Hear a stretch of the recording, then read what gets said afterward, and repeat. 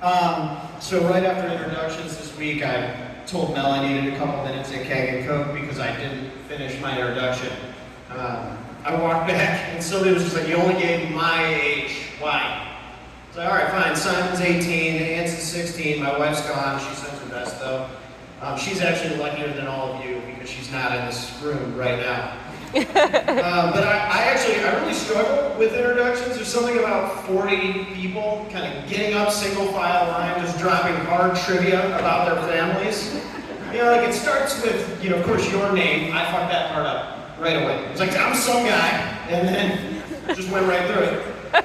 And then you get into it, it's like, hi, I'm Larry, I'm here with my wife Carrie. That part's easy. Maybe you drop in some Michigan degrees. If you're lucky, you get 2 or 3. And we all kind of hold on, it's like, all right, small family, please. Young kids. 2 kids, 5 and 7. Easy. No, 6 kids. Mary, Gary, Larry Jr., and blah, blah, blah, and Mitch. All right. They all rhyme, except that one, I don't know why. Ohio State grad. Yeah, so then it's like they kind of like get through that. And if they're old kids, of course, you gotta say their degrees. Hopefully one's not on a pre-med track. They're at the University of Michigan right now, cellular molecular developmental biology on a pre-med track.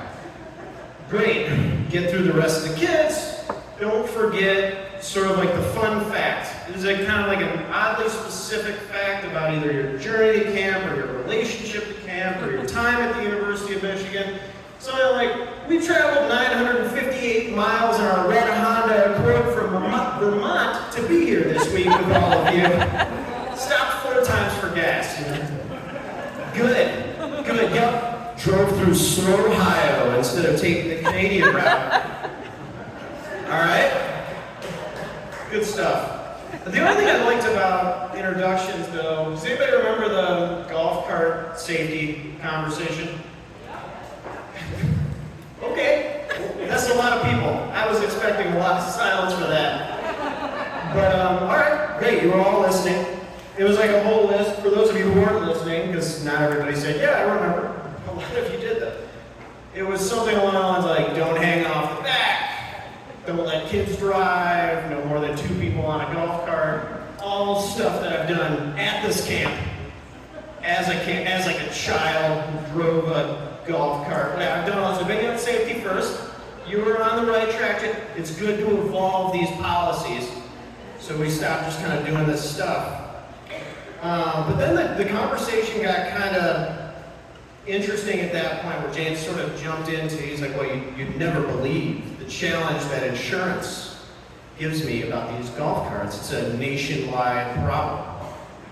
These people, they're big liability. And in the moment, I really ate it up. I was like, yeah, I'm sure they are. There's a lot of things, and you think about driving on these golf carts all the way, you get people walking, pedestrians, people get hit, there's accidents, big deal, big problem. Probably a global problem if they have golf carts at camps around the world. Then I got back to my cabin later and I was just thinking about it. I was like, James, what do the conversations with our insurance company go like?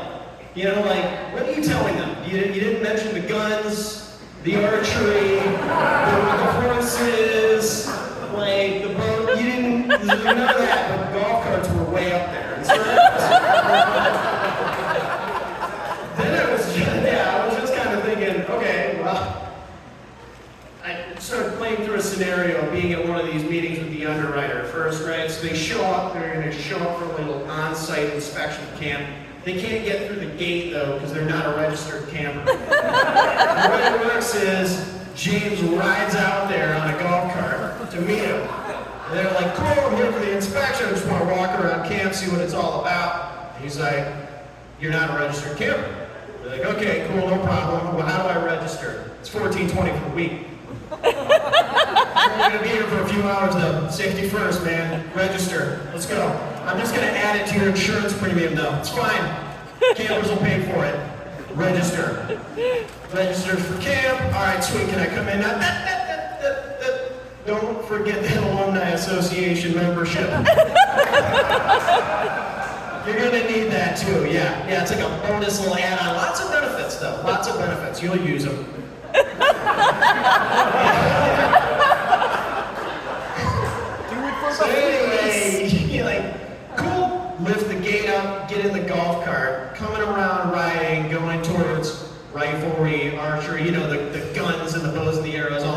talked about. And as the underwriter's like, hey, what's going on over here?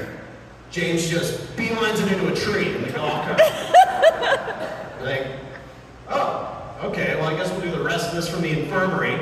And I'm back. What do you guys actually do here? Mostly arts and crafts. Anything people can like burn themselves on, cut themselves with, anything like that over there? No. There's some other program areas though, right? Archery, riflery. Yeah, all trained professionals run in those areas. Not a bunch of hungover college kids. It's fine. So, anyway, and it's like, all right, cool. Then golf carts are that's your big problem. Yeah, you just really buckle down on the safety of the golf carts. Good to go. Meanwhile, it's like archery's never been more unsafe ever since we put those posts in, you know, the dotted line behind the solid line. People get real confused. It's like, step up to the line. Okay? Nobody needs like an arrow wound when they get back to work on Monday. It's hard to explain those punctures. Did anybody go to nature this week? I had some rock polishing. I left the rock on the table. I was really excited about this, my lucky rock I brought here. My dad spent a ton of time there. That's what he lives in nature. Anyway, I think that we should open a dispensary at nature. It's legal, and you know, you mark it up a little, raise some money for the Alumni Association, of course. They always like that. But actually, there's a lot of good programming we could add around it too, James. For instance, we could put a little hydroponics lab in the nature center and teach the campers, you know, do a little tea making, grow some weed, you know, whatever, just dry out the nugs. It's good.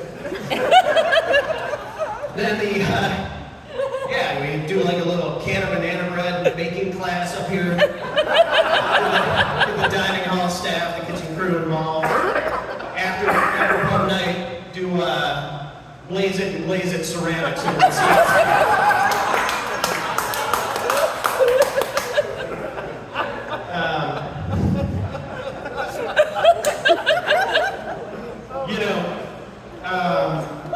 by the way, the introductions joke, that wasn't like a blue lanyard, yellow lanyard thing. I think all of us we just deliver so these challenging introductions. I don't know why I went back to that. That's how my brain works. So, just to kind of close it out here, last thing I wanted to say is, like, fourth week, we talked a little bit, it's come up a few times, a little isolationist around here, right? Lots of old families, lots of big families, clans, that's what I'll call them. And I think it makes us a little susceptible to, you know, like we buy into our own bullshit a bit. So for instance, we all show up at fourth week, and some of you have been here from other weeks, right? And you already know this. I appreciate you not bringing it up all week long, but campers in other weeks, they're like a lot more talented, a lot more competitive. You know, the only thing keeping us on top here in fourth week is propaganda and low IQ. James gets up there the first night, fourth week's my favorite week. You guys are the best. And we're like, yes! Thank you, James. But you know what? Ignorance is bliss. I had a great week yet again with all of you. Thanks for having me. Fourth week is the best week.